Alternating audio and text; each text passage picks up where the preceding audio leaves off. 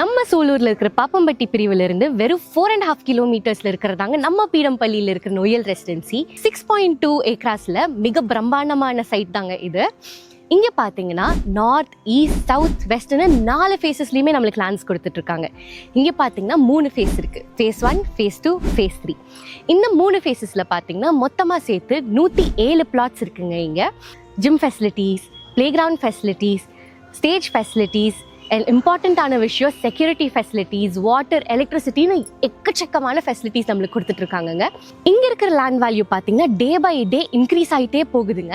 ஆனால் இங்கே நம்ம நொயல் ரெசிடென்சியில் ரொம்ப அஃபோர்டபுளான ப்ரைஸில் கொடுத்துட்ருக்காங்க.